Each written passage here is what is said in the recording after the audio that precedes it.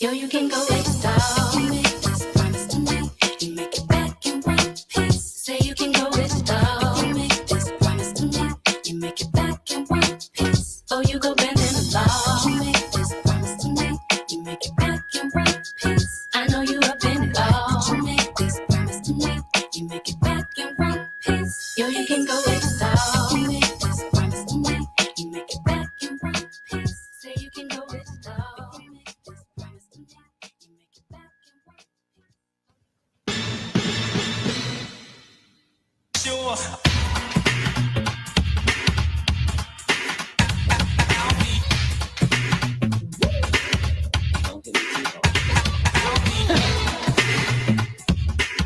Oh yeah.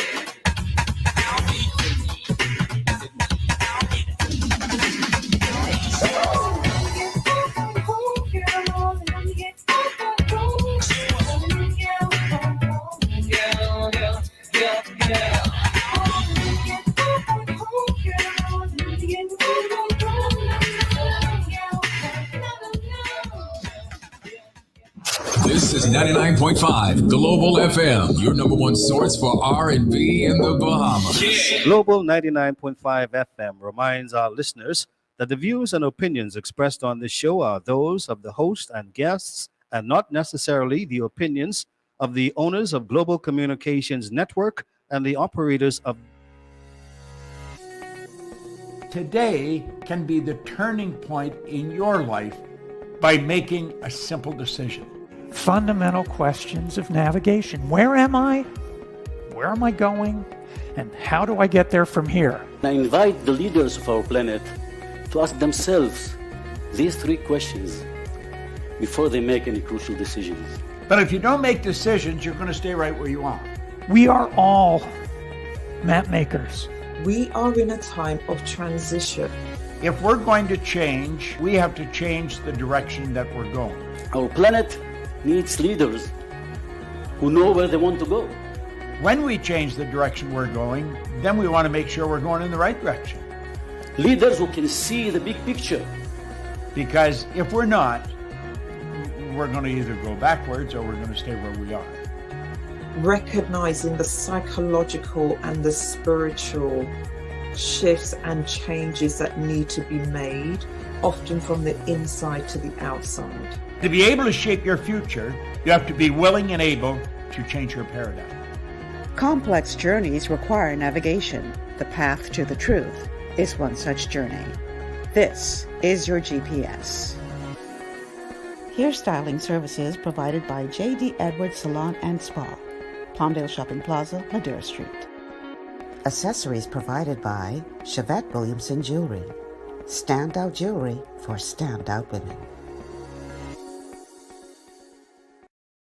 Good afternoon, everyone. Welcome to GPS, Global Paradigm Shift on Global 99.5 FM. I am your host, Michelle Malcolm.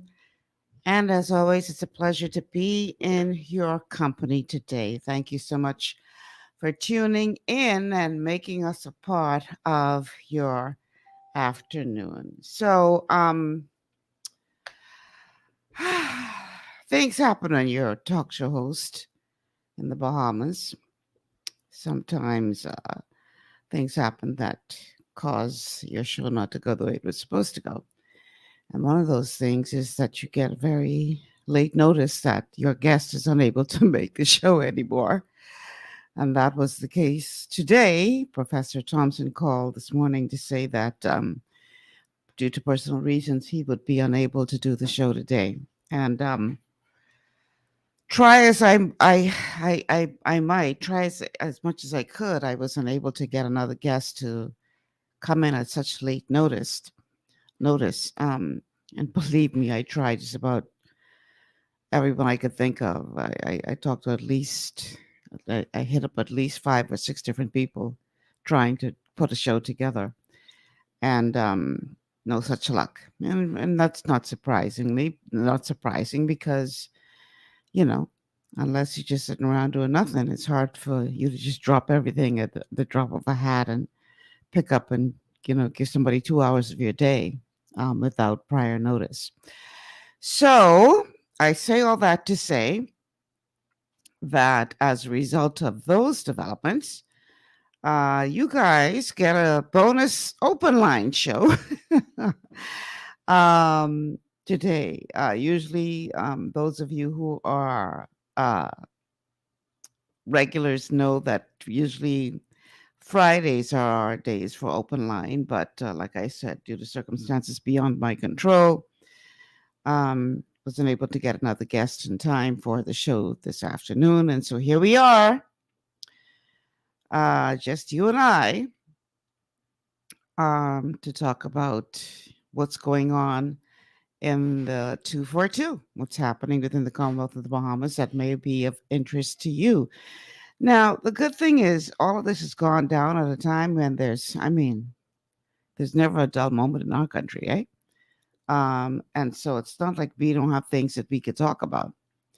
And so the telephone numbers to call for those of you who would like to participate in the show are 3260271, 3260271, 3260272, 3260272, and the WhatsApp line for text messages only 801-0271, 801-0271. I know that Mondays is not usually a day when you call in just to talk because, like I said, every Monday we've been dedicating it to what we call Masterclass Mondays with Professor Sidney McAthur Walter Thompson.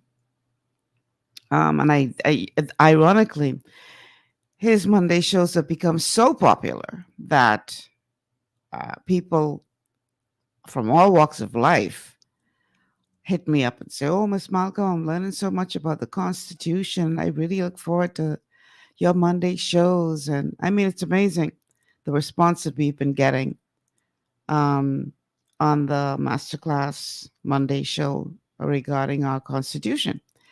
So I say to Professor Thompson, I hope that you'll be back at the desk next week, Monday. I'm hoping everything goes okay for you, and we'll have you back very, very soon. Because I have to tell you, your audience will miss you, even if it's just 1 week out of the rotation. They love you. So if you're listening, I hope you'll be back at the desk next week, Monday. So in the meantime,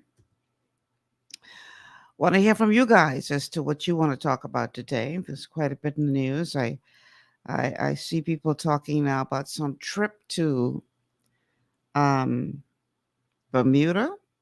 Barbados. Is it Bermuda or Barbados? A trip taken by Prime Minister Davis and an entourage to attend what seems to be a political party in that country's convention, it seems. And there's questions being raised as to who paid for the trip. And so when the question was put to Latre Ramming, who is filling in for Clint Watson while he's on vacation, apparently Latre referred questions to the Progressive Liberal Party, inferring that the trip was paid for perhaps by the PLP, because included in this entourage was not just the Prime Minister, but members or officials or representatives of the Progressive Liberal Party. And so the inference was, well, go ask the PLP.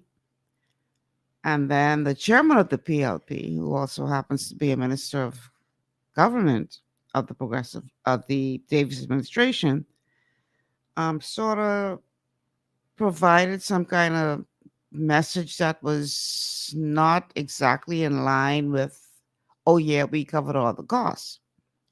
So now this is raising a big question as to what's really happening as it relates to who's covering the cost for that trip. Was it a situation where the office of the prime minister only covered the prime minister and the PLP covered everyone else? We don't know, because we seem to be getting this sort of back and forth ping pong type of response where the OPM sends you to the PLP for answers, and the PLP is like not exactly providing definitive answers either. And so it causes people to wonder what's really happening here. And, these are the kinds of things that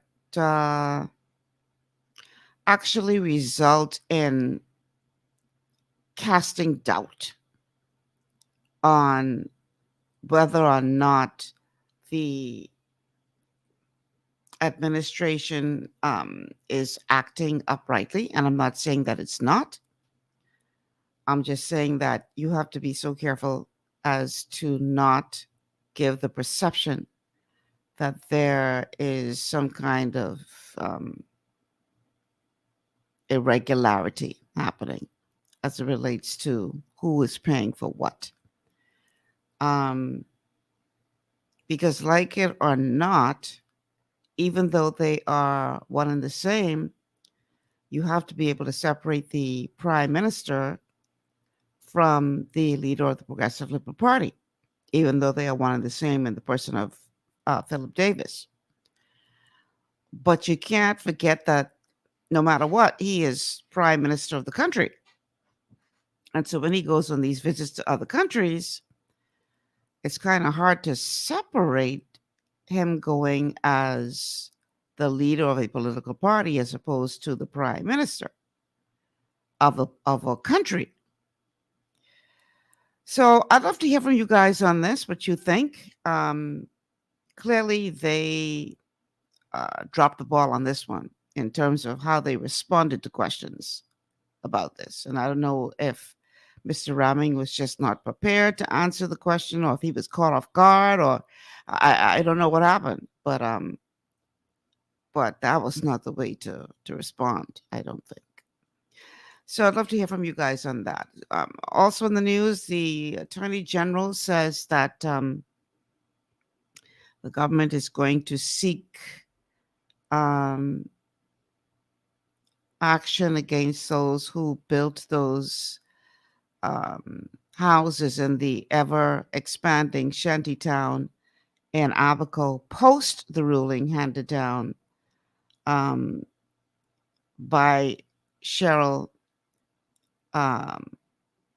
Grant Bethel, whatever her last name is now, I'm not sure, the magistrate who had placed the injunction on further building, as well as saying that the government would have to come to get permission to tear down that which was there prior to the ruling. Well, the government apparently upheld its end of the bargain, but the residents of the shantytown that have since built from what was 50 acres to now over 200 acres clearly did not follow the ruling of that injunction. And so the government's approach now, according to the Attorney General, is going to seek after them being charged with, contempt of court, because they did not follow the instructions handed down in that injunction. So in other words, the injunction said that there should be no new building, but clearly people weren't listening to that. So while time has been passing, the last 4 years now since that original injunction was handed down, the building was prolific. And the shantytown has exploded in size, as we all now know. And now the Attorney General says that they're going to be seeking for these people to be charged with breach or contempt of court. Got to turn down my phone. I spoke to Kai Mills this morning, and I was trying to find another guest to come on for today. He couldn't come on as a guest. But I said, well, Kai, what's happening there on the ground? Since, we saw some activity. And he pretty much said, Michelle, I don't understand how they could only pick up 52 people out of all these illegals walking around here. And then he did say that perhaps it's possible that there may be somebody within the Department of Immigration who has close ties to the Haitian community, who tipped them off that immigration was coming so that they could go and hide. But in his words, not much has happened since that exercise. So he believes that exercise was just a PR move. According to him, it's business as usual there in Abaco as it relates to the illegal immigrants on the island and the building of the shanty town or the expansion of the shanty town. According to Kai, nothing has changed since that exercise. They had the nice PR exercise, and now it's back to business as usual, and he hasn't seen any more activity on the ground to suggest that anything more is happening. And he was obviously not too confident that anything more will happen. Now, that being said, I'd like to say that, if I'm doing something strategic to address a problem, I'm not going to put all my plans out there for the persons that I am strategizing against to know, because that would be pointless for me to tell you what my plans are, to give you the heads up so you can know how to counter it. I say that to say that perhaps there, is a plan to extend that operation or expand that operation to make it an ongoing thing and not just for a couple of days, to try to curtail that problem there in Abaco before it is allowed to get much worse. Because, obviously, people are complaining, and rightfully so, that the authorities conveniently ignored what was happening there, so much so that it was allowed to expand from 50 acres to over 200 acres. Clearly somebody had to be turning a blind eye to what was going on there, because it wasn't like there weren't people complaining about what was happening. It's just their complaints were falling on deaf ears, or so it seems. So, according to Kai, he ain't seen much going on. He hasn't seen anything different per se. What else can we talk about? Price control changes will be enforced next week, according to the government. One of the persons that I did speak to today, as I was trying to get a replacement show together, was John Bostwick. He and I actually communicated. We didn't speak, we communicated, because John is the lawyer for the Grocers Association. He wasn't able to make it today, but he is hoping that before anything is enforced next week, that their ongoing negotiations will prove to be fruitful, so that they don't put these businesses at risk. Because according to the Grocers Association, such a move will definitely put many of them at risk, particularly the smaller operations. So those are some of the things that we can talk about today. I'd love to hear from you. The telephone numbers to call again, 3260271, 3260271, 3260272, 3260272. And our WhatsApp line is 801-0271, 801-0271. We're going to take a quick break. And then when we come back on the other side, we're going to dive deeper into some of these stories and others. And hopefully you guys will start calling in. This is GPS. We'll be back after these words from our sponsors.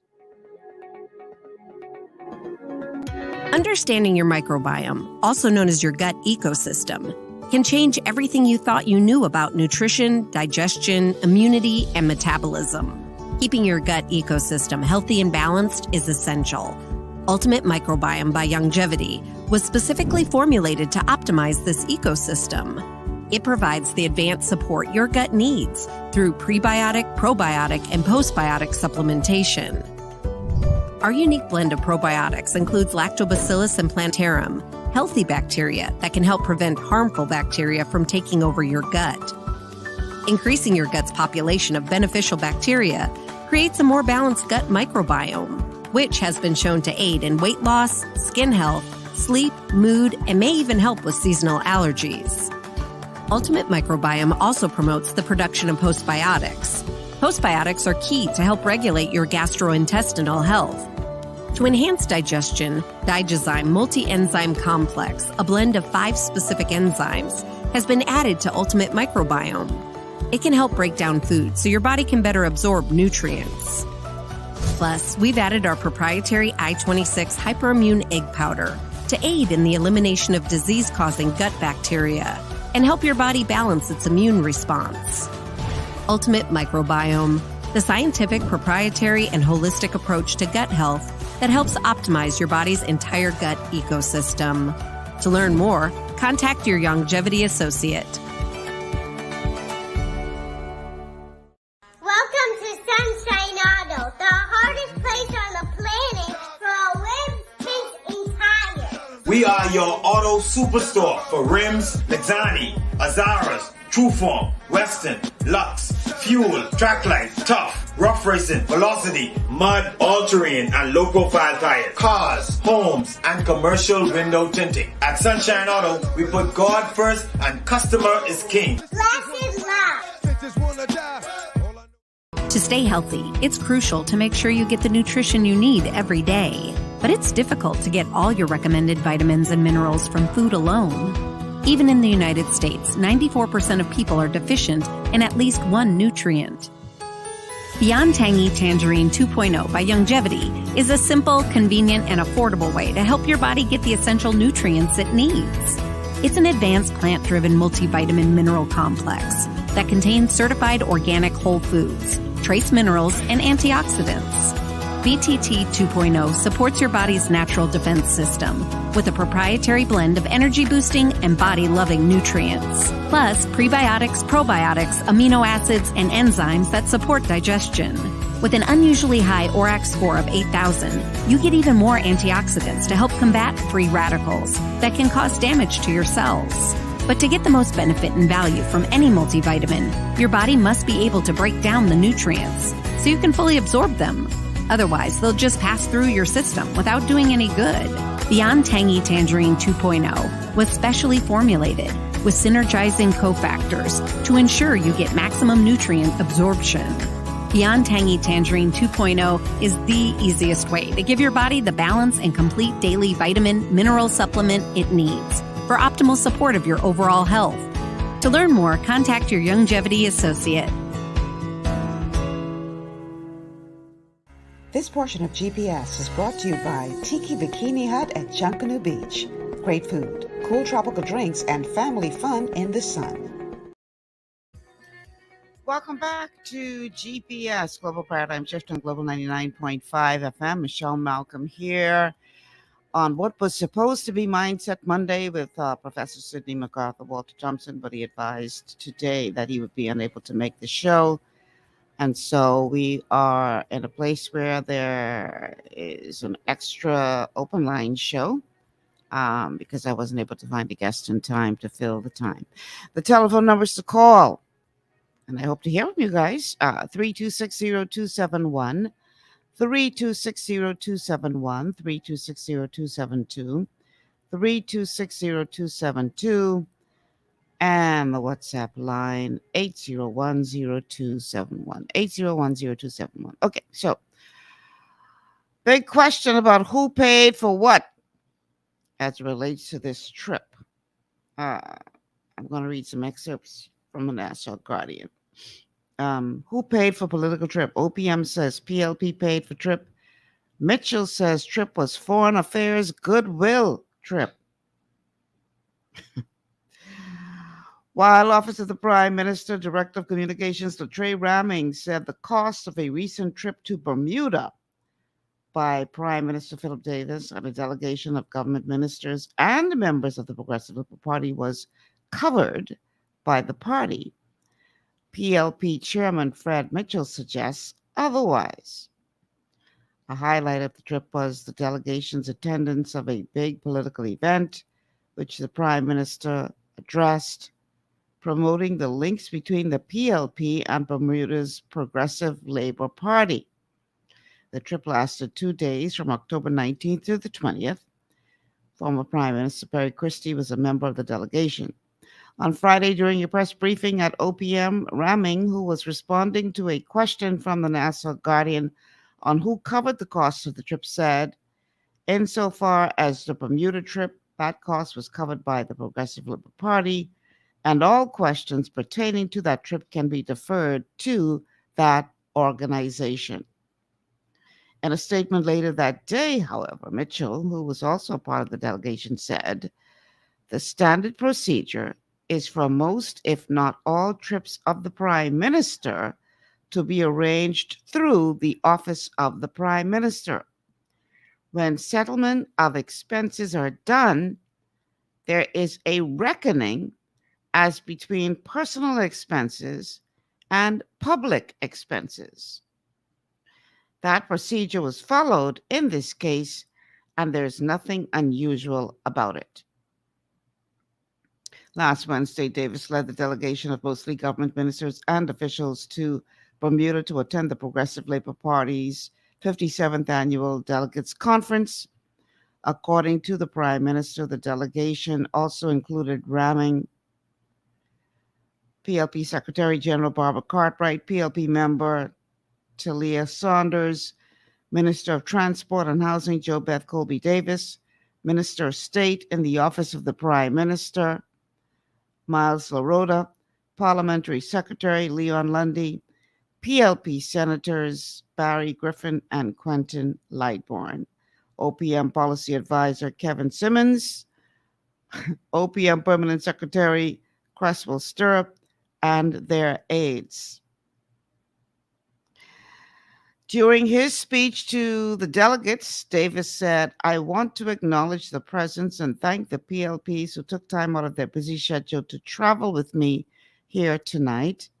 David had each member of the delegation stand as he acknowledged them. I'm still reading from the National Guardian. During his speech, Davis invited members of Bermuda's governing party to attend the PLP's convention in the Bahamas. As he concluded, David raised his fist to the air and shouted, PLP. The crowd responded all the way. Davis cried out, PLPs. The crowd responded all the way. Davis, for the last time, said, PLP. The crowd shouted back all the way. Bermuda's PLP, a sister party to the Bahamas PLP, is the current ruling party in that country. In an interview with the National Guardian, Ramming confirmed that the delegation traveled to Bermuda via Western Air. Western Air offers a, Jason, I see something happening. I don't know if that's just the monitor or something going on with the camera. I need you to check that, please. In an interview with the National Guardian, Ramming confirmed that the delegation traveled to Bermuda via Western Air. Western Air offers a 50-seater charter flight for clients wishing to travel to Bermuda, the National Guardian was told. It is not clear how much that costs, but Western Air charges roughly $17,000 for charter flights to the Turks and Caicos Islands, which is more than an hour away from New Providence. A flight to Bermuda is nearly 3 hours long. And during his time in Bermuda, Davis visited the PLP's headquarters and the grave of its former leader, Dame Louis Marie Brown Evans, An online site claimed that there was an issue with the Western Air flight and that it was grounded when it arrived in Bermuda. Asked about this, Raming said the flight was grounded for a short time. It goes on to read, in response to concerns raised over the trip, Mitchell said, the story circulating by F&M trolls about the Bermuda trip of the Prime Minister is a pure fabrication and tissue of F&M lies. There was no incident of any kind regarding the flight, either on arrival or exit, regarding the Prime Minister or his party. Mitchell said this visit was a standard official visit to another country at the invitation of the Premier of Bermuda, who is also the leader of the Progressive Liberal Party, our sister party, which was formed in part by Dame Lewis Brown Evans, a classmate of Sir Lyndon Pinling in law school. Sir Lyndon helped to form the PLP in Bermuda. It was a standard foreign affairs goodwill trip, not a political trip. The Prime Minister spoke at the convention of the PLP in Bermuda. The Prime Minister met with the Premier and members, still quoting Mitchell, the Prime Minister met with the Premier and members of his cabinet in Hamilton and exchanged views on housing, transport, and our relationship with CARICOM. The Prime Minister met with the Governor of Bermuda and pledged to appoint an honorary consul in Bermuda for the Bahamas. The visit was a success on all levels. He was able to solidify relations on a party-to-party basis with the next generation of leaders of the Bahamas and Bermuda. He was able to visit the grave of Dame Lewis. He promised that there will be further governmental exchanges on public transport and housing and disaster relief. There was nothing unusual about the trip, whether in financing or otherwise.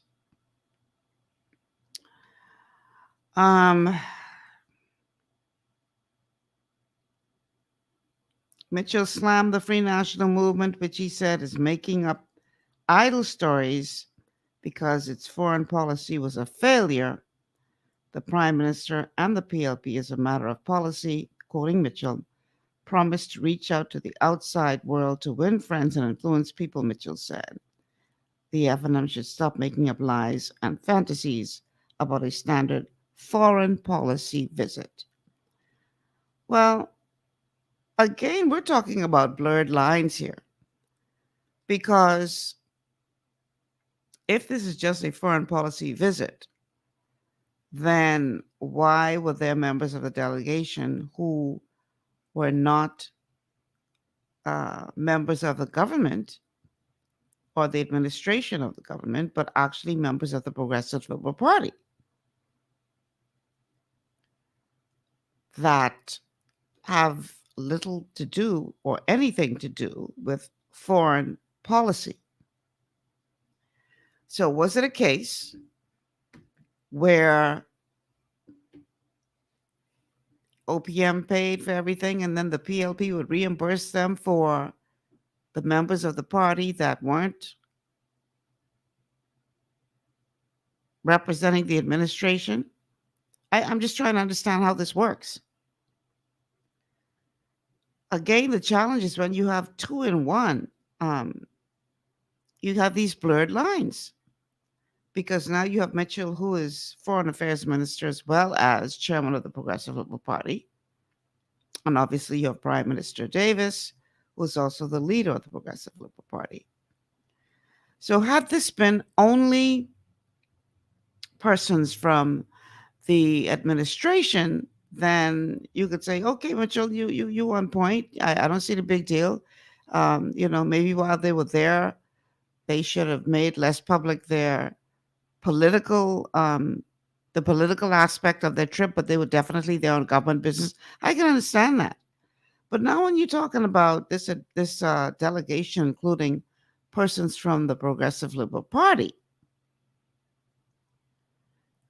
I think it's fair to ask the question, who paid for that? Did they personally pay those members of the party who attended? Did they go into their pocket and pay for their own trip and sort of just tagged along? I think the public has a right to know. I don't think there's anything wrong with us asking these questions. And for us to be seeing this ping pong back and forth between OPM and the Progressive Party doesn't give off a very good taste in one's mouth. Because whether you like it or not, accountability is, or at least should be, a part of the job. So we shouldn't act all brand new when people ask questions for you to account, particularly with all of this public discourse about government spending, who is spending too much, which administration is spending too much, the deficit being what it is. People have a right to know and ask questions as to where our taxpayers' monies are going. Because bottom line is, this ain't your personal money we're paying for these things. Now, meantime, Free National Movement leader Michael Pintard, according to the Tribune, is calling on the Davis administration to reverse its decision to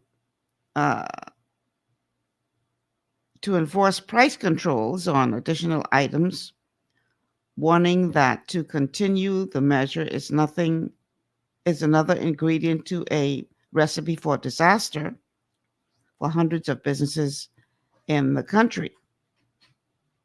So Pintard is taking issue with that, speaking on behalf of the business owners, well, not on behalf of them, but in defense of them, saying that the timing on this price control issue could not have been worse. I'm paraphrasing here.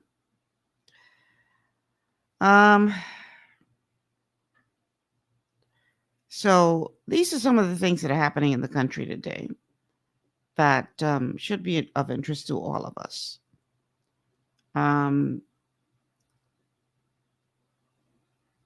Because they both affect our pocketbooks one way or the other. In the first story, as it relates to who paid for the trip, we paid for the trip, bottom line. When I say we, the taxpayers, if indeed the OPM covered the cost of the trip, then that is taxpayer money. And I think we need to understand that as the boss here, we deserve to get an accounting. Now, when it comes to the price control items, if indeed this does impact the grocers the way that they are warning that it will, or expressing concern that it will, that will affect very many people, because now you're talking about possible closures of small businesses. You're talking about possible price increases on other items.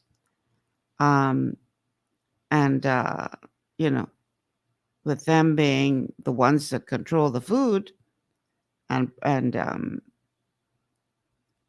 price control being slapped on hundreds of items, I understand, in 38 categories. Trust me when I tell you, we all going to feel this one way or the other. It's going to impact us all. Let me hear from you guys. Telephone numbers to call: 3260271, 3260271, 3260272, 3260272. I surprised some of my regulars ain't called yet. And 8010271 is the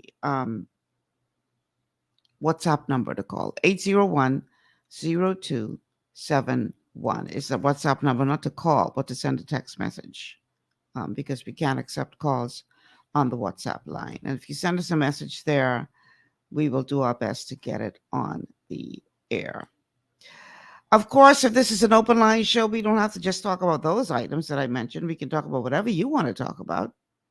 There may be some stories that I would have missed in our open line Friday show that we weren't able to get to. And now would be the time to bring it up. So if there's an issue that you would like us to talk about, give us a call. 801-0271. 801-0271. 801-0271. Jason, there's a challenge with the camera again. I don't know if it's the camera or if it's the monitor that's having issues.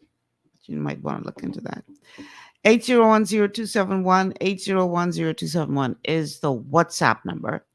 And the numbers to call 3260271, 3260271, or 3260272.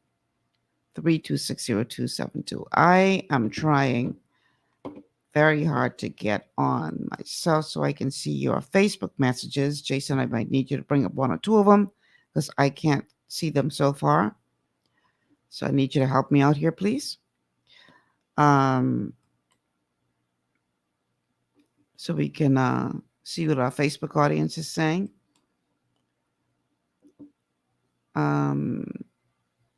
Okay, talk about the Prime Minister's recent trip to Bermuda. Yeah, that's what we've been talking about. Go to the next one. Okay, go to the next one. All right.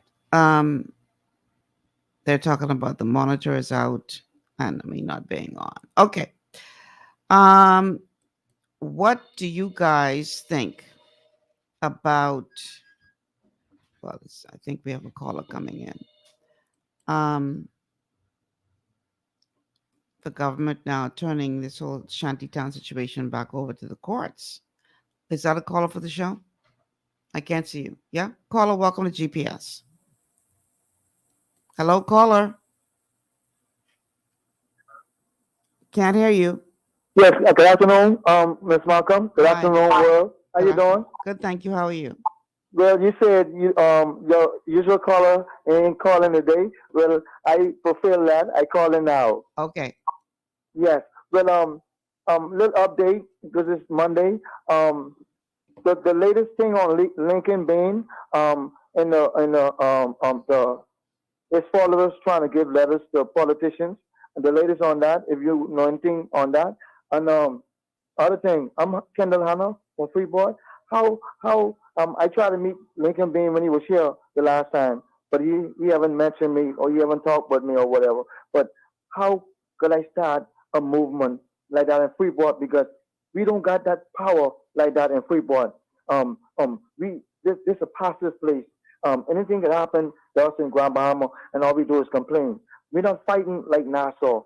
How could I get that here? I'm reaching out to people with the love and the dolphin bike and me being nice and looking good on the street. And I'm getting them close to me. And it's the only way I could get them close to me and I could teach them. But I want to form like a Lincoln Bain or get him together with me. Could you get me and him together or something I want to do?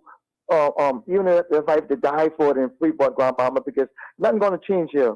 So I want to make some kind of headway, start way with whoever in a fight, because we just laying down in Freeport and I ride on my bike and just see everybody going about their business and it's so bigger and what they know. It's just like the storm coming and they just get ready that day. But I just want to know, Miss Malcolm, could I get help to start a movement like a Lincoln Bain or connection with him in Freeport, Grand Bahama? Thank you. I suggest you leave your telephone number with the producer and I can pass it on to Mr. Bain. I obviously am not in a position to give out his contacts. Yes, I'd love to give you my number. Anything is a start. You want me to give you now? No, don't give out your number over there. Give it to the producer off air, and okay. I can forward it to Mr. Bain and ask him that you'd like him to reach out to you. As it relates to the latest with their situation, I know that what I do know is that they were released on bail, I believe. Those who were arrested at that protest, I think they were being charged with assault to a police officer and obstructing entrance to the House of Assembly, if I remember reading correctly. But again, I'm not the person to speak to how you get a movement going with Lincoln Bain. I'm not a member of the COI, so I can't speak on behalf of that party. So yeah, we'll try to link you, but that's about the most that I can do. Okay. All right.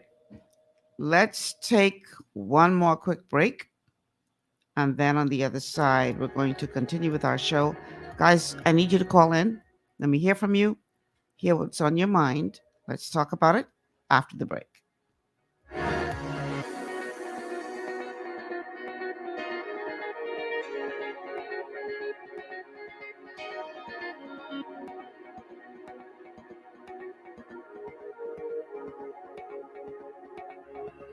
Your body's immune system is under constant pressure from things like stress, lack of exercise, and toxins in the environment. It's crucial to be proactive and support your immune system with the nutrients it needs to function effectively. But it's often hard to get these nutrients from food alone. Introducing fast-acting Zinc Plus Immune Support by Longevity.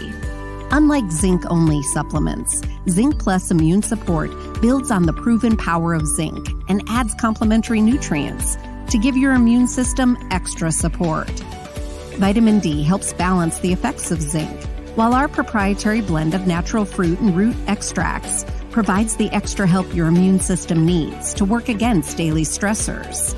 And we've included Longevity's exclusive plant-derived minerals to give your body the minerals it needs, but can't get from food alone.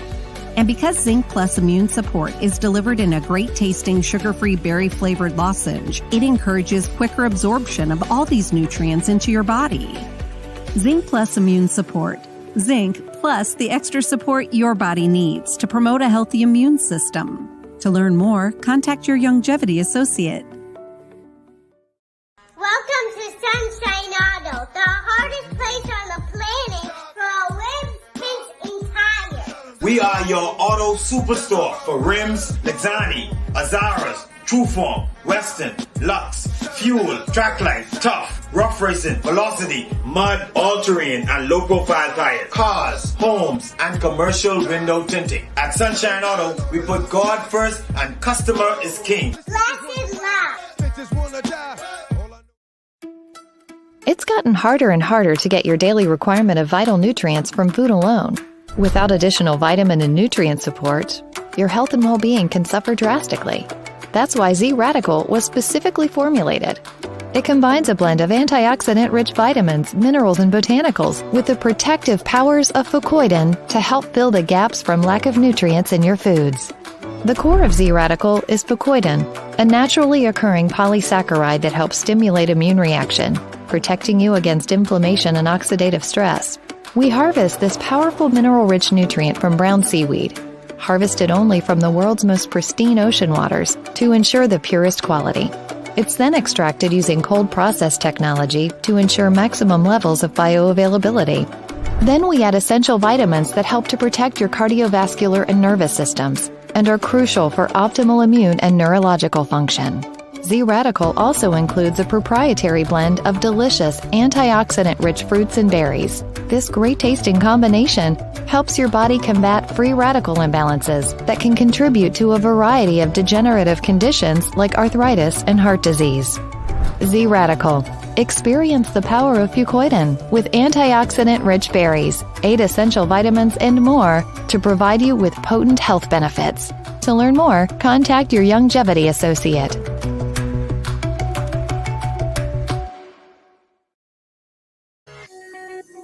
Welcome back to GPS, Global Paradigm Shift on Global 99.5 FM. Michelle Malcolm in your company on this cloudy, overcast Monday afternoon. The telephone numbers to call 3260271, 3260271, 3260272, 3260272. And the WhatsApp line is 8010271. We have a call on the line. Caller, welcome to GPS. Hello, Michelle. How are you? I'm good. How are you? I'm good, thanks. Yeah, The first comment I want to touch on the price control. I am so confused with this whole issue. Mm-hmm. I hear what you said. I watched and I listened to try to understand what the retailers are saying, right? But during the COVID, during the lockdowns, and during the harsh times that we've had and we went through, the only persons that made money were those stores, right? Mm-hmm. They made abundance of money in those stores. Mm-hmm. The government made a previous government, the food program, right? They made arrangements that only certain stores you would be able to even now use certain vouchers at.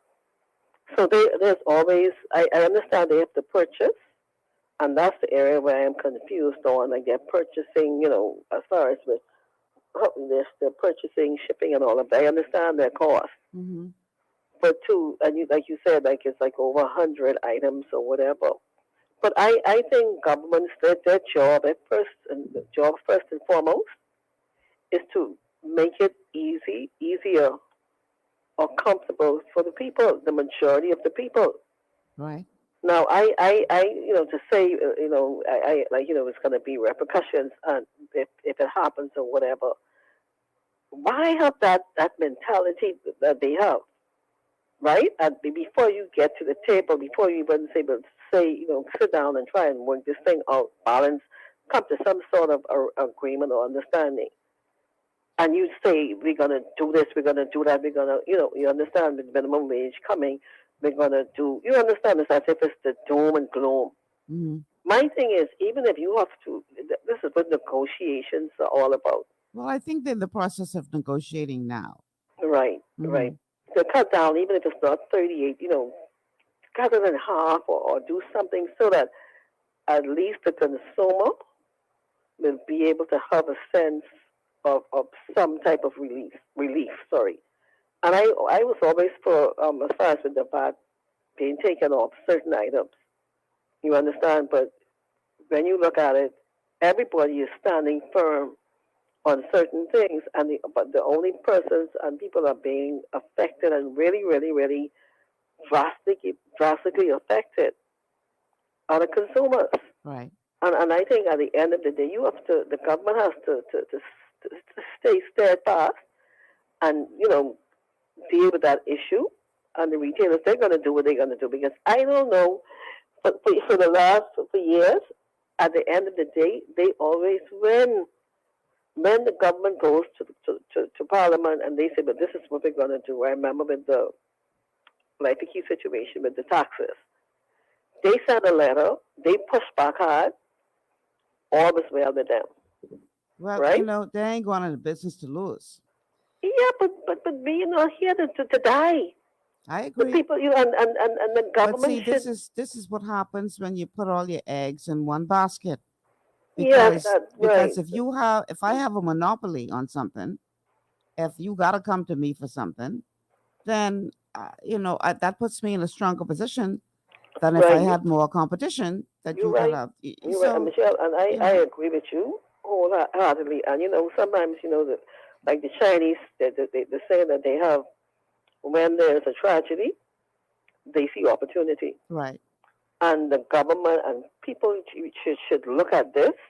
This is a crisis, a food crisis we have. We've heard about the talk about the food crisis that's coming.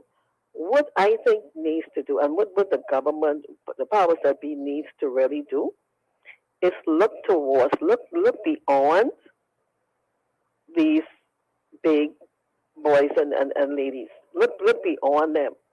Look at empowering smaller businesses, the little mom and pop shops. Mm-hmm. You understand? Look at how you can sit down at the table with them and give them. The challenge with that, with all due respect, is those small mom and pop shops are still buying from, for the most part, the wholesalers. But this is what I'm speaking about. They need to. If the wholesalers have a strangle on them, then their hands are tied to a certain extent because they're buying their goods at a certain price. Yeah, so but what are you suggesting the government does to? no, but they should. It should be some sort of an empowering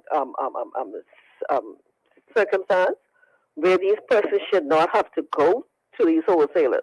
So where It you want should them be to where go? they Go can to the go. States? They need to get there, buy their stuff, order their stuff overseas. You understand what I'm saying? There has to be a plan where there are not just one or two or three of these big boys.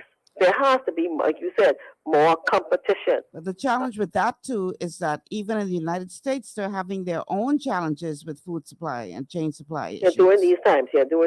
But I'm saying, like, beyond this, we going forward, we have to look as far as expanding our food resources.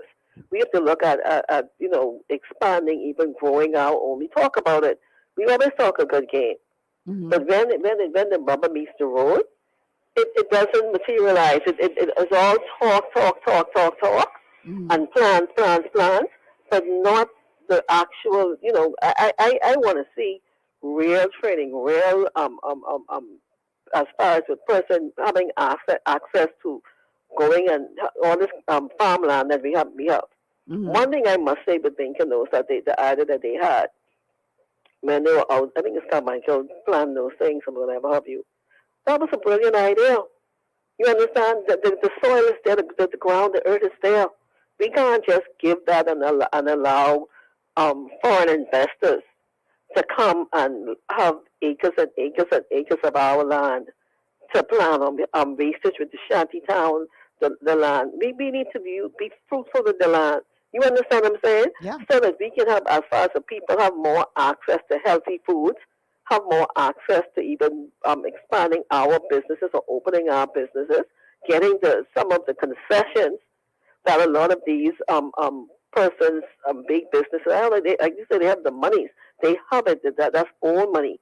But we have to turn new money in this country in years to come to old for these people that have old money, and is there, the ability is there, the availability is there, but it's just that we need to be able to be empowered to do these things, because we are always 20 years from now, our children, our grandchildren will be singing the same song, Michelle. We could be going through the same thing.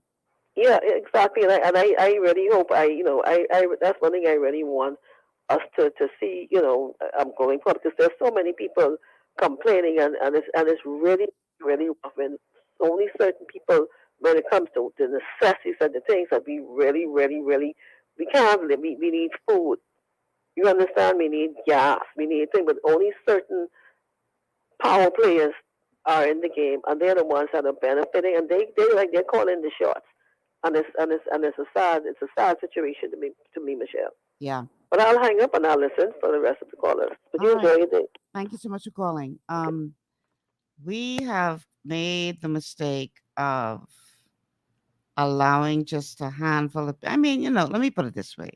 The system was set up a long time ago for just a handful of families in this country to benefit from the food industry, from the oil or petroleum industry. That was set up a long time ago. This is not something that is new. And now they're trying to monopolize the remaining ports or possible port entry sites. And if that were to happen, you really talking about people having a lock, because they would control everything that pretty much comes through here, and they could use that as a bargaining chip to get what they want. We have a caller on the line. Caller, welcome to GPS. Yes. Good afternoon again. I sympathize with the lady. She just talk. I guess she's talking about her feeling. And I sympathize with her, but we're so far from that. For instance, Freeport, Grand Bahama, Walmart. They got the Solomon's going down in downtown. Yeah, we're gonna be happy with the job. And then they got some government building in that. We still don't know what deal the government made the put them government building there because the Abago boys had that lease in downtown building for centuries, for years, and they didn't want to do nothing with that. But I guess the government forced them to do something. So now Solomon's going there, and we're gonna just be happy with this job. But what deal they made, and next thing, Ms. Malcolm, is government, is they gonna train government workers to enter in there, or they gonna just shuffle around the old government workers to go in there? Because if they training, I didn't hear nothing but the trainees getting ready to go in there, or the same government people. We talking our mind today, so I just put it on that. Thank you. Okay, I'm not familiar with what you're speaking to, so I really can't make any comment on that because I really don't have any details as it relates to what you're talking about.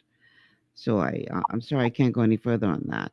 The telephone numbers to call 3260271, 3260271, 3260272, 3260272, and our WhatsApp line for text messages only is 8010271. Is that a caller? Yes, no? Yeah, caller, welcome to GPS. Good evening, Mr. Wilson. I would like to see Hands for Hunger open a place here in Freeport to help the people because a lot of people here are still unemployed and a lot of people social service alone just can't do it. And they're calling to say, I wish and hope and pray that they would open a place here that they could help the people here too. God bless you. Have a good day. All right, thank you for calling. I do have a contact for Hands for Hunger as well as the Bahamas Feeding Network. I don't know what the Bahamas Feeding Network, if they have an operation there in Grand Bahama, I'm not sure. But I could see what I can find out and let you know. I know that they operate across the country, really. So I would think that Bahamas Feeding Network has some kind of outlet in Grand Bahama, but I cannot speak authoritatively on that. So I would have to find out. But I will definitely pass on the message to Hands for Hunger. You know, it's difficult when you are an NGO in particular, unless you have some serious backing behind you. And I know that many of the NGOs have people on their team that their sole responsibility is to go out there and try to get backing, try to get support, try to reach out to corporate Bahamas and ask for help. But without that outside help, it's really difficult to meet the mandate of what you want to do. Because like it or not, you need money to get these things done. And so if Hands for Hunger is not in Grand Bahama, I'm sure it would not be for a lack of wanting to be there. But I would want to encourage, and I know that the economy is in a scary place. And most people, including businesses, are holding on to the money that they have. So when you reach out to them for sponsorship or for donations or whatever, people aren't giving now as much as they would have in better economic times. And that is another part of the challenge that many of these NGOs face, that, it's only so much money to go around and people are holding on tighter to the money that they do have in anticipation of some even, tighter times, rougher times. So where does that leave persons who need help? Where does that leave, persons who are falling on hard times and just need a hand up? It happens to the best of us. Sometimes people, life throws curveballs at you sometimes and you need help, bottom line. But one of the things that I'm noticing is more and more people falling through the cracks because it's such a strain being placed on government agencies to try to meet the demand, that there's some people falling through the cracks. And therefore, the work of the NGOs is even that more important because hopefully they're going to catch a lot of those people who our government agencies were not able to reach. So, in other words, it has to be some kind of hand-in-hand relationship or PP, public-private partnership between the NGOs and the government, whereby more people are caught in that safety net. But we do need corporate Bahamas to be involved as well, to, as much as possible, give, in good times, it is these very people, many of these very people who have fallen on hard times, who have supported your businesses over the years. And I understand that that is a point that one of our earlier callers would have been making, that, the grocers have been making money all along. So now that things are getting a little tough, should they be asked to make a little less profit than they normally would be, in view of the fact that they've been making profit for years. So these are not ordinary times, and perhaps it calls for, a response that is, or an approach that is not ordinary all around. So these are some of the things that we, as a whole, need to be concerned about. It's not just going to affect a handful of us. Everybody got to eat. And so if you're talking about small businesses closing down because they can't afford the changes, that's going to impact, whether you realize it or not. The small business is the engine that runs your economy. And if you're talking a lot of them closing down, then you're talking about more people being out of work. This is not something that we can afford to have happen. So hopefully the negotiations that are ongoing between the Grocers Association and the government will progress well. And hopefully they'll be able to come up with a solution that is amicable to all sides, where the grocers are relatively happy, where the government is happy that it's protecting the people to a certain degree, so that businesses don't have to close, but at the same time, people could afford to live. Because right now, with prices being what they are,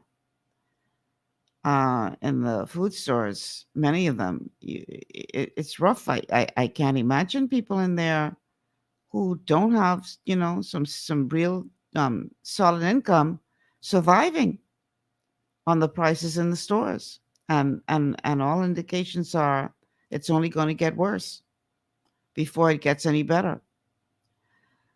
So hopefully these negotiations will be successful, and they'll be able to come up with an agreement that everybody's happy with at the end of the day. Lord knows we can't take much more. We really, really can't. The telephone number is to call 3260271, 3260271, 3260271, 3260272, 3260272, 3260272. Our WhatsApp line, which I have not checked yet for the day. Our WhatsApp line, if you want to send us a text message, is 8010271. Give us a call. Let us know what you have going on in your neck of the woods, particularly if you're not in New Providence. What is happening on your island that, if anything, that we all should be aware of to understand what's happening nationwide. Let's see. I'm looking at WhatsApp now. Okay, let's see what this says. So one of our text message on WhatsApp says, you can't raise minimum wage and lessen the amount I can make on products. And then the same person says, okay, then make bread basket 30%. I'm not sure what you mean, 30%. 30% VAT? I don't understand what you mean. But listen, don't get me wrong. I understand why people are concerned, why, the professional grocers are concerned, because at the same time, them making potentially less on these products, they're also paying out more. They'll have to pay out more when it comes to minimum wage. So you're talking hit to their bottom line twice. And like I say, they ain't going to business to lose. They went into business to make money, to be profitable. So you can't expect them to be all happy when they're seeing loss after loss as it relates to these decisions. Some of them will do what they got to do to maintain their level of profit as much as possible. So if you're talking letting some people go home, they may do that. Cut down to a skeleton crew. So they have to spend less money in salaries. If you're talking raising prices on other items of the food, so they may do that. Who knows what they're going to do? But the bottom line is they didn't go into business to lose money. They went into business to be profitable. And again, my thing is that this is what happens when you put all your eggs into one basket. I think we've made some key mistakes over the years. Successive administrations, I don't think, have done enough to diversify our economy. And so, we're all relying on one golden goose. And if anything happens to threaten that, then we all in a panic. Now, speaking of which, the Minister of Tourism, the Honorable Chester Cooper, he's saying that the Bahamas will match 2019's historic arrivals number this year. So that's some good news. This is what he's predicting, that according to Chester Cooper,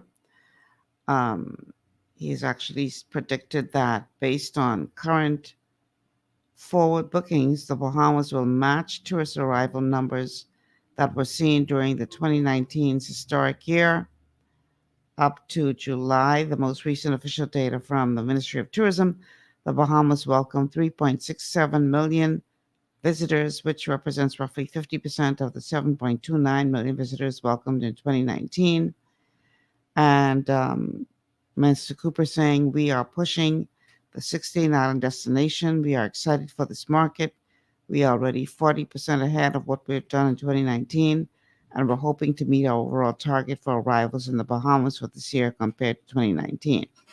We're going to match 2019, and let me remind you, 2019 was a banner year, but we're going to beat 2019 next year.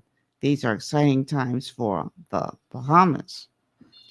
He was speaking following a Ministry of Tourism Global Sales and Marketing mission to North Carolina last week, aimed at re-engaging tourism partners and boost visitor arrivals from the area. We have a call on the line. Caller, welcome to GBS. Please turn down whatever you're listening to us on. Yes. We're listening. Sister Malcolm. Mm-hmm. Hello? Yes, I'm listening. Yes, I wasn't going to call back, but when you said Honorable Chester Cooper said he's going to march 2019 with the tourists, that don't apply to every island, especially Freeport, Grand Bahama. That don't apply to us. Although you're happy about it, and I don't want to take that away from you, but that don't apply to Freeport, Grand Bahama. You're not here, so let me enlighten you.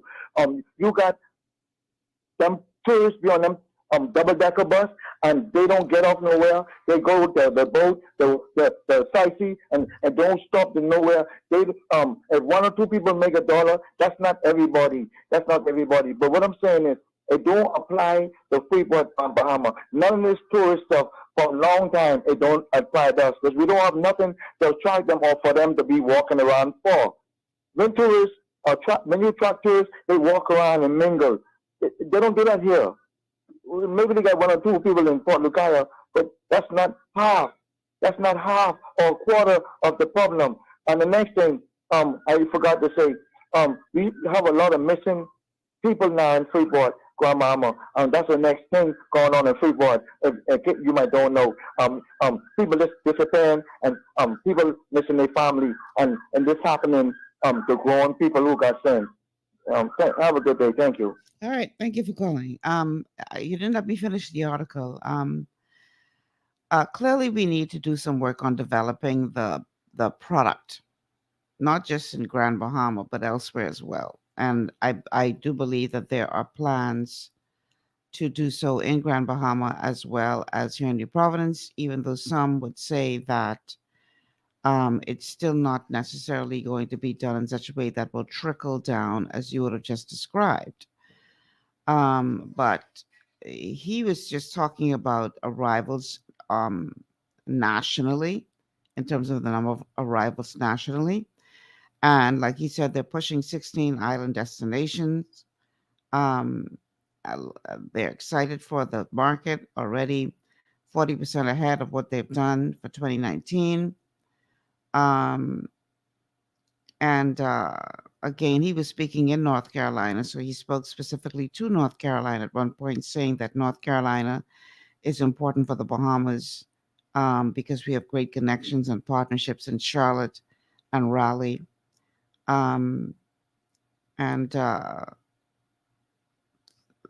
He said we have 5 major airlift routes with American Airlines from Charlotte direct to Nassau, Abaco, Eleuthera, Grand Bahama, and Georgetown, Exuma. Additional flights are also expected from that market, as Bahamas Air announced in August that beginning in November, it would begin non-stop flights from Raleigh-Durham International Airport in North Carolina to Grand Bahama International Airport. So we have to assume that based on all of these pronouncements and announcements that work is going to be done to spread it out more, to get more tourist dollars to be spent so that more people will benefit from, visitors to the island, as opposed to just, like you say, jumping on a bus, going to one location, come right back. That's the whole idea, is for that dollar to trickle down to reach more people. But it can't happen unless you have more people coming. So it's a good thing that they anticipate the numbers to improve. Now, the question is, what is the breakdown of those numbers in terms of stopover visitors and cruise ship visitors? Because we all know that cruise ship visitors don't spend nearly as much as the stopover visitors. So it would be interesting to see what they anticipate the breakdown to be as it relates to how many of those visitors are expected to be stopover, who will, the heads in beds concept, who will actually contribute more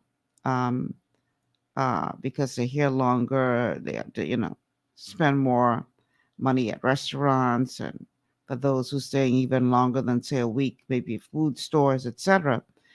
So it would be interesting to see what that ratio is, or what they anticipate that it will be. How many people are actually going to stay over as opposed to just coming in on a cruise ship for a couple of hours and spending a couple of dollars. All right, let's take a break. And then when we come back, we're going to talk more. Maybe we can turn our attention to some of the things that were raised by the Prime Minister during the national address. I still have quite a few clips from that we haven't touched on since then, because I was waiting for a particular show to do that. But maybe now we can take a look at one or two of those things and talk about it. Stay with us. This is GPS. Understanding your microbiome, also known as your gut ecosystem, can change everything you thought you knew about nutrition, digestion, immunity, and metabolism. Keeping your gut ecosystem healthy and balanced is essential. Ultimate Microbiome by Longevity was specifically formulated to optimize this ecosystem. It provides the advanced support your gut needs through prebiotic, probiotic, and postbiotic supplementation. Our unique blend of probiotics includes Lactobacillus and Plantarum, healthy bacteria that can help prevent harmful bacteria from taking over your gut. Increasing your gut's population of beneficial bacteria creates a more balanced gut microbiome, which has been shown to aid in weight loss, skin health, sleep, mood, and may even help with seasonal allergies. Ultimate Microbiome also promotes the production of postbiotics.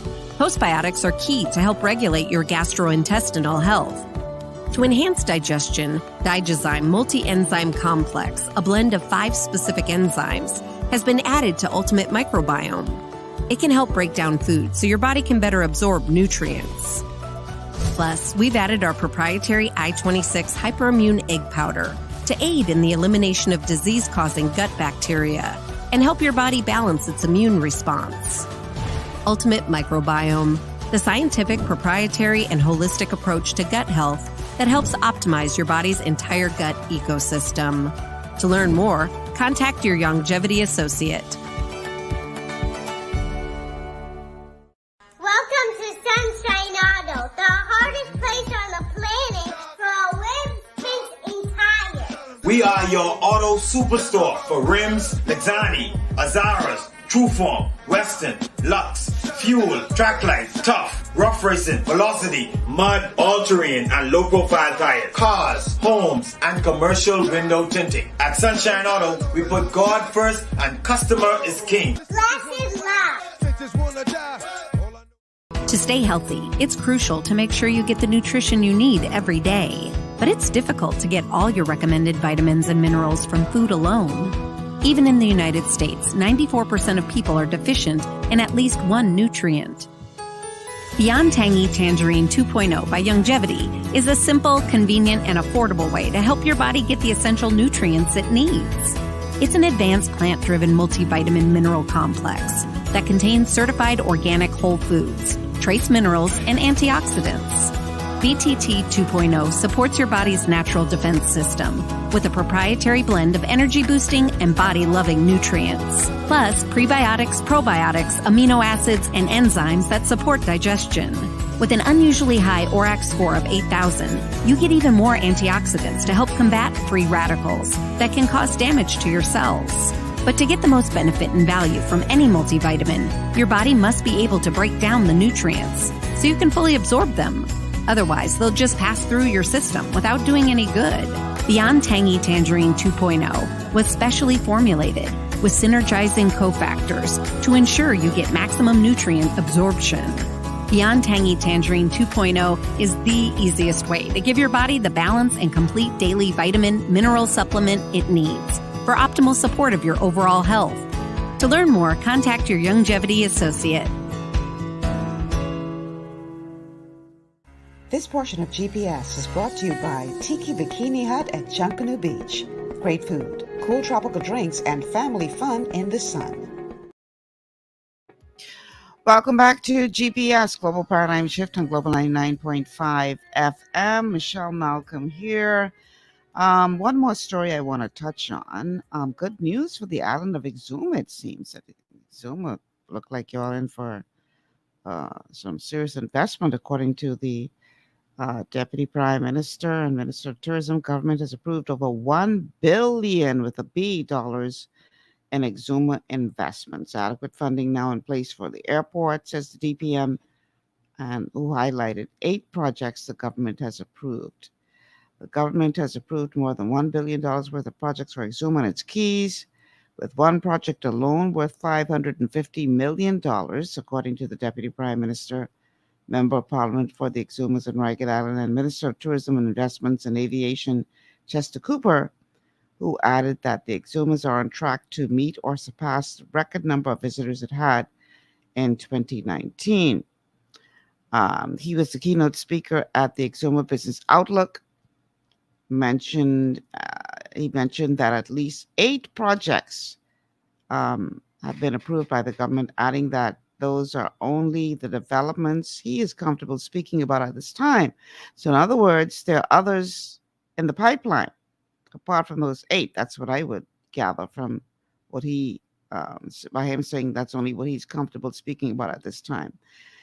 While 70,000 people visited the Exumas in 2019, Cooper explained that at the end of August this year, more than 57,000 people had visited the Exumas, which is roughly 22% more than 2019 levels, which was a record-setting year, he said. Exuma is truly a success story in the business of tourism. And I'm quoting now from Cooper.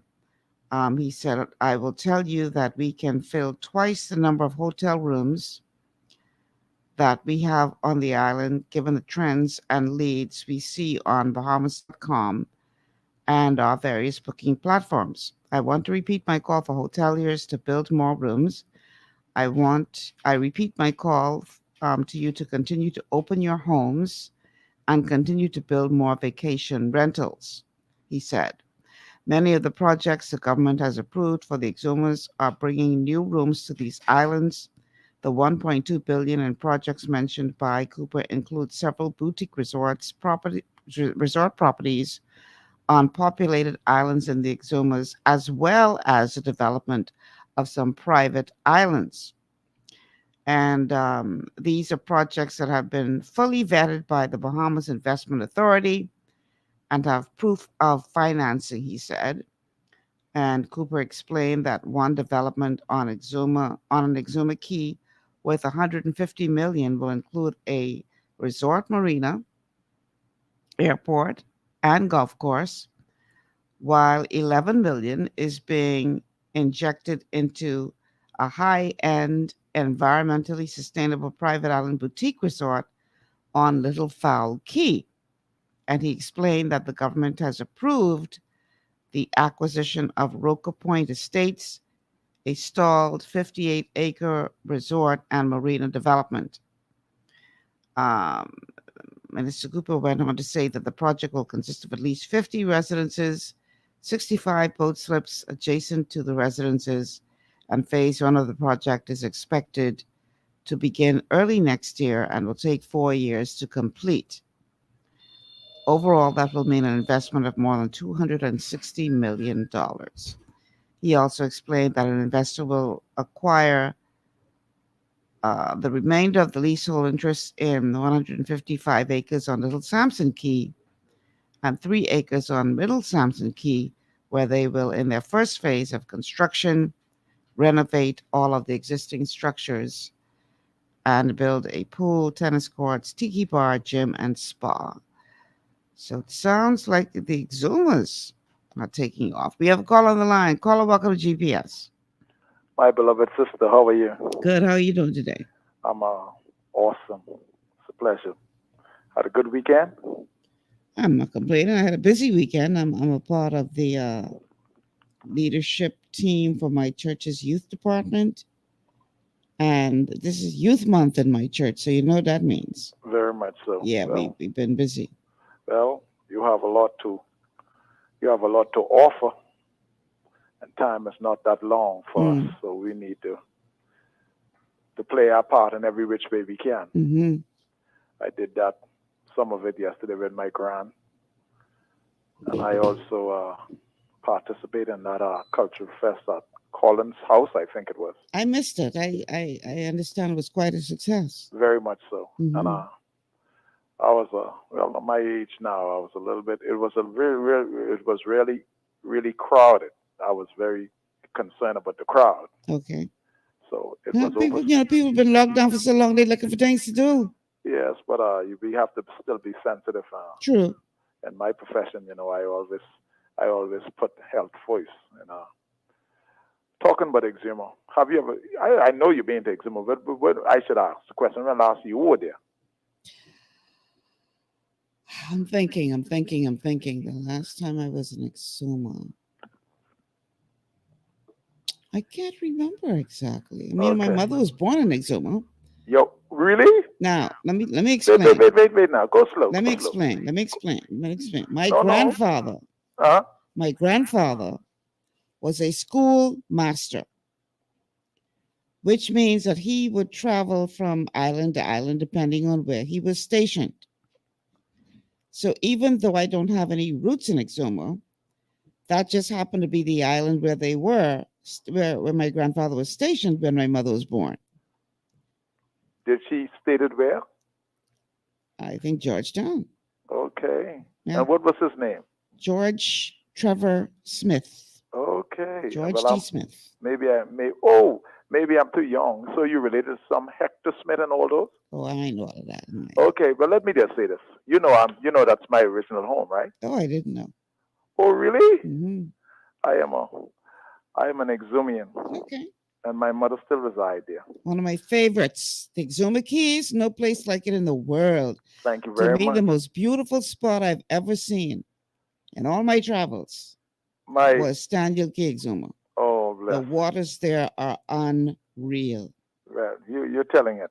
My oldest daughter on her job, they somehow some job affair or fun day or whatever. Mm-hmm. I think it was last month, and she went up there on her job. They went for a day, and Right. she said, "Daddy, I have never seen no place in the U.S. That's a beautiful place. No place." She went to. My cousin owned a key called Compass Key. Mm-hmm. It's owned by a black man. My cousin Tucker Roll. Okay. He owned Compass Key, where the sharks swim with the sharks. Okay. Okay. They stopped there, and then they stop at Major Sport. You know where Major Sport is, eh? Mm-hmm. Major Sport is where you can swim with the pigs. Right. And they went to another key, and they had lunch, Mm-hmm. and they were back in town at 5:00. Mm-hmm. But we must salute homeboy and Deputy Prime Minister I. Chester Cooper. Mm-hmm. He is from the east, a place called Forbes Hill. Okay. And I am from the west, a place we call it Baratari, but for short we say BT. Yeah. Now, BT is becoming the fast economic sport in Exuma. Mm. And I'll tell you why. It's because of what you experience, the Keys and the water. The tourist that goes to Major Sport or to the swimming pig, let me say the swimming pig, they load it from BT. And let me just say this. When my uncle, the late A.A. McKenzie, when he was about to put a gas station in BT, mm-hmm. my father laughed. My father laughed at him and said, where are you going to find people to come purchase gas? And right now, the station is too small. You can't keep the capacity. Can't get the gas in fast enough. I was home in May, and we located right by the sea. Mm-hmm. All of the houses, the family houses, etc. I went home in May, and I count about 15 boats waiting to be served to get gas to take the tourists through the Keys. Mm.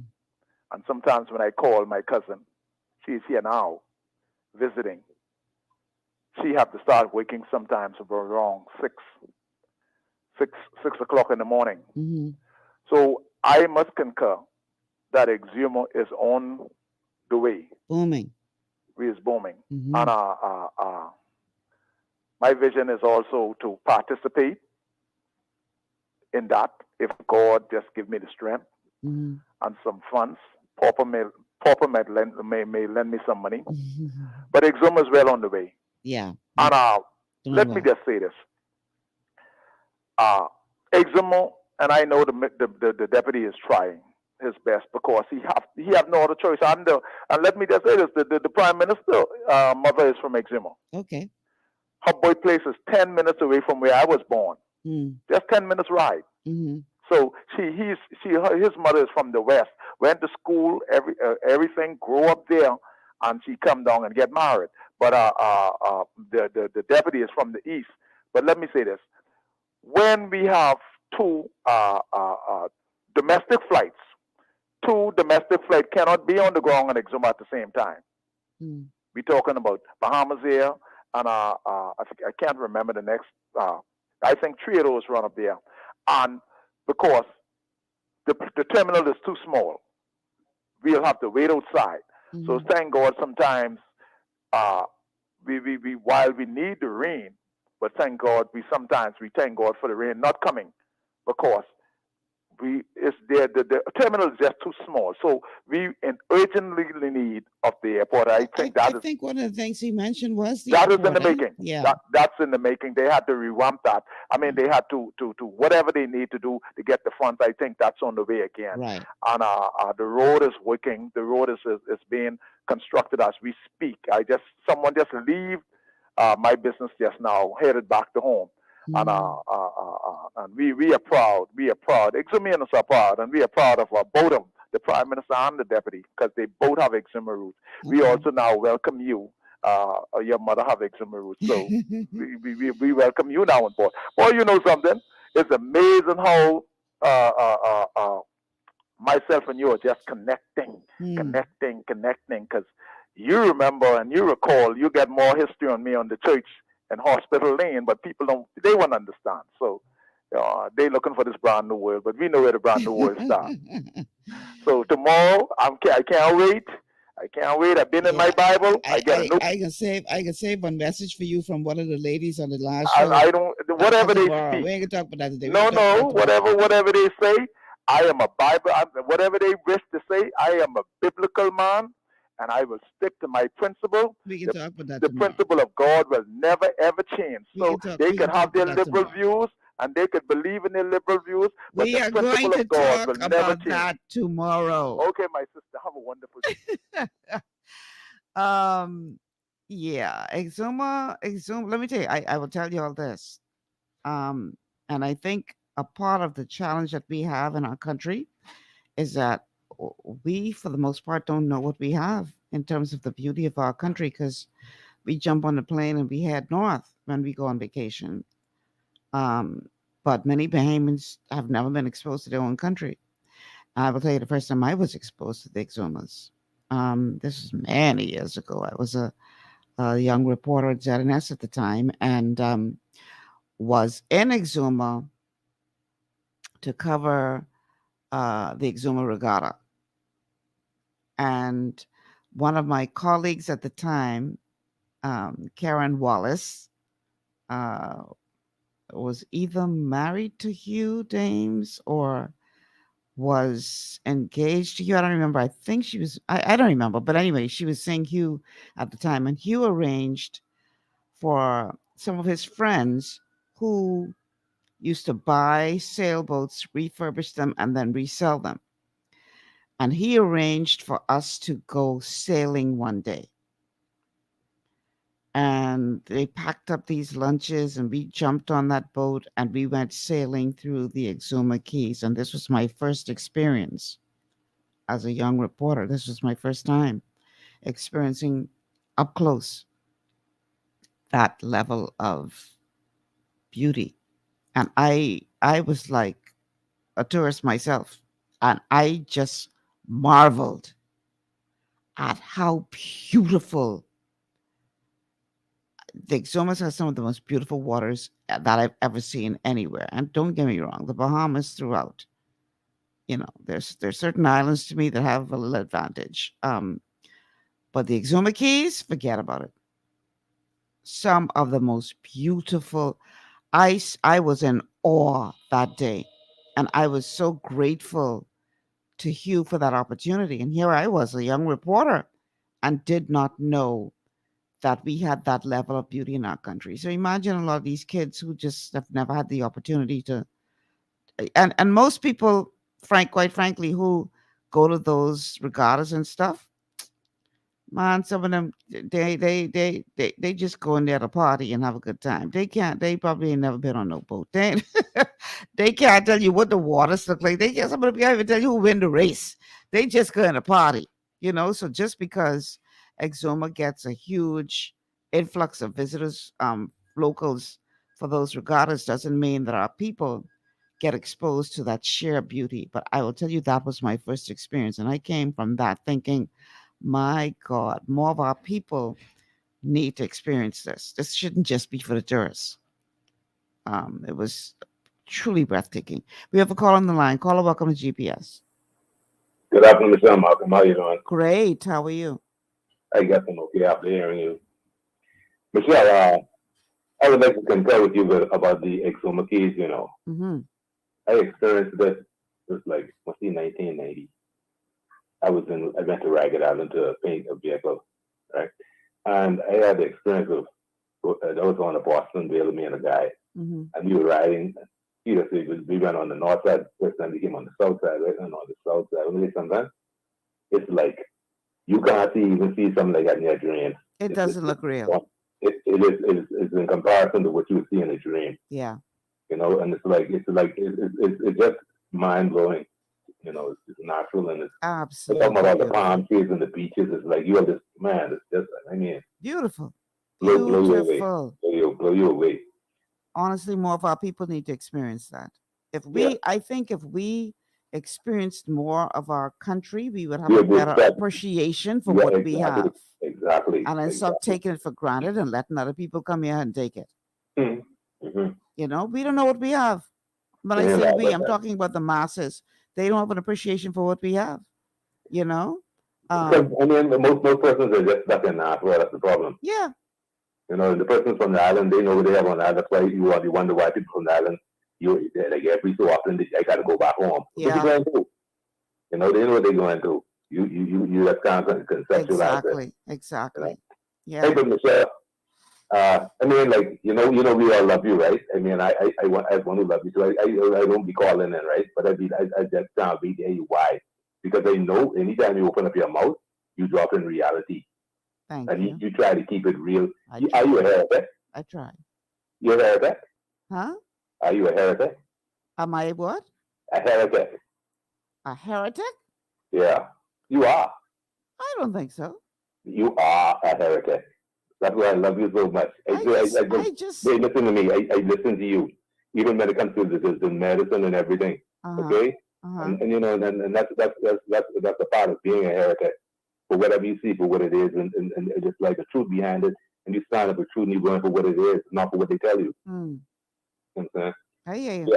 Hey, but Michelle, some people will call you and say they love you as a sister, right? But I love you as a wife. But listen to me.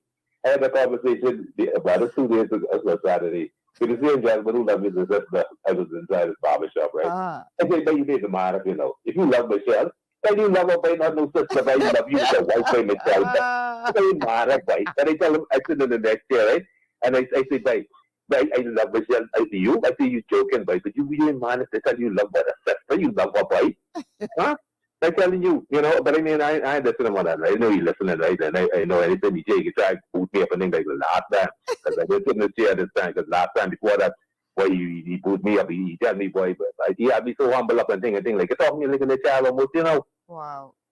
You know, but all is good. Tell him to do you like that. Yeah, nobody, he's a very good gentleman. He does good Bible work also. And sometimes he's been a little misconstrued with what he believes when it comes to Christianity and all that, but I try to keep him on the right path, you know. Right.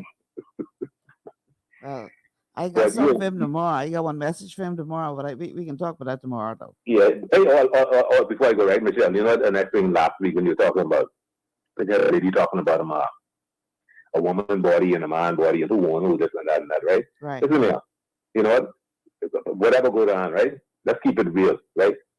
When people are married, it's only the husband and the wife who own one another body. When they dead, who they calling for? Who got to do it? The husband or the wife, okay? So when it comes to the sexual aspect of it, the woman and the man, they already bow themselves to each other. And deeper than that, you know, it's supposed to be getting up inside them no matter what. I mean, I might have been married before, but then that's how it is, man. They signed the contract. And you know, the contract stands until death do them part. And when death comes, one got to go to the morgue and sign everything and whatever has to be done. Be it male or female, vice versa. So that's you know, that's what it is. But you enjoyed it, and we love you. We're gonna have all men on the panel tomorrow, so it's gonna be an interesting show tomorrow. Yeah, definitely. But you enjoy it, and you keep up the good work, Michelle. We be listening, even around the call, be listening all the time. Right? And when you don't come on, I mean, it feel like what's going on. They just trying to block you or something. Huh? They can't be blocking this true real woman. Thank you very much. You enjoy, okay? All right, thanks for calling. We have another one, right? Caller, welcome to GPS. Yes, this is Freeport, Grand Bahama. I want to correct the gentleman. We have to love you as a sister in Freeport because we don't get to see you. I never seen you. I'm Kendall Hanna. I never seen you in my life.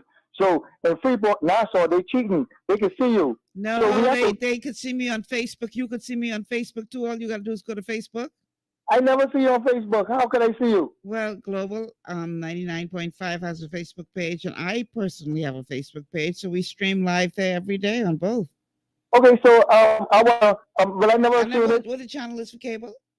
That only Pardon me? applies in New Providence. 974 on cable. 974? Yeah, Okay, and you on Global 99.5? yeah. Okay, I will check you out on Facebook, girl. Thank you. All right. Thank you for calling.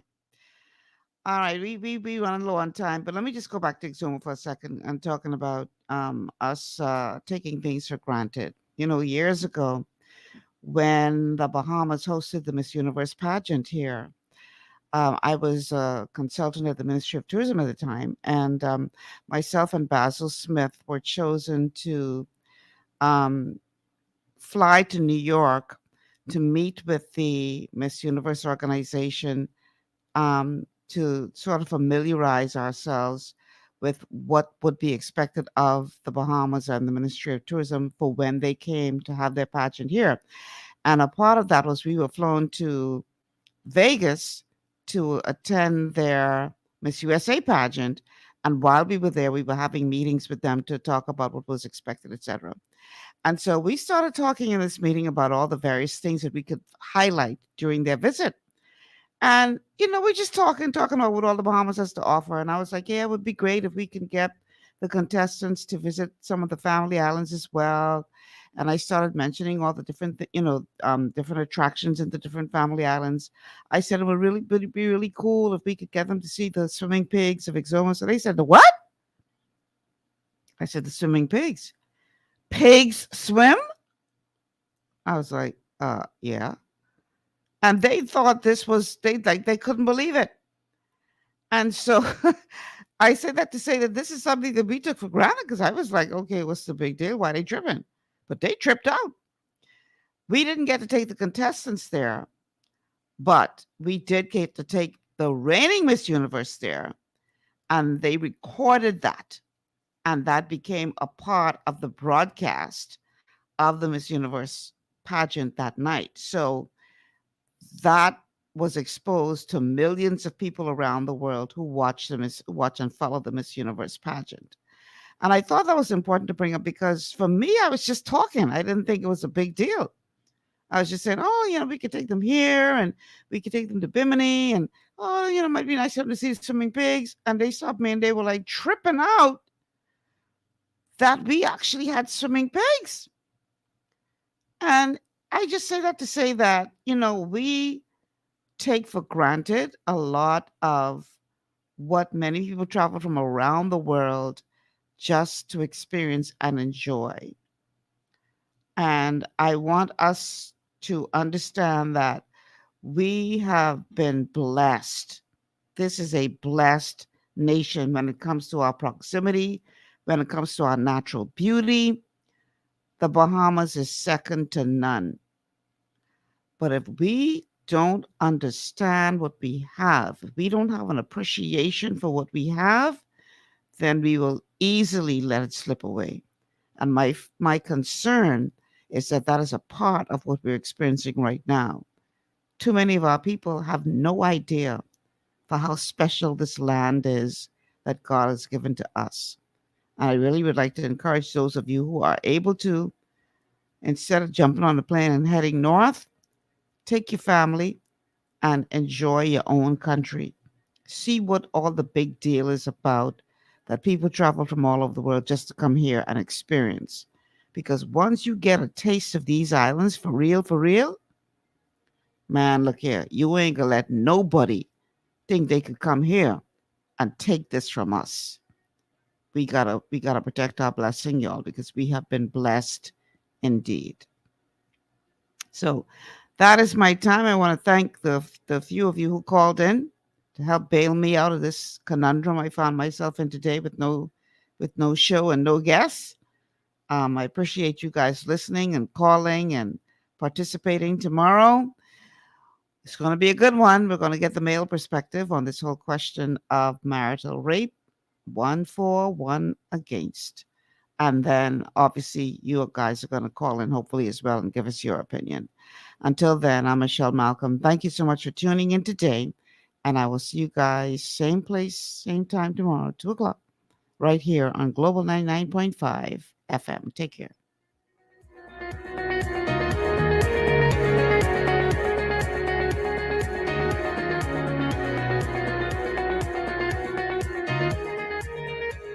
Global 99.5 FM reminds our listeners that the views and opinions expressed on this show are those of the host and guests and not necessarily the opinions of the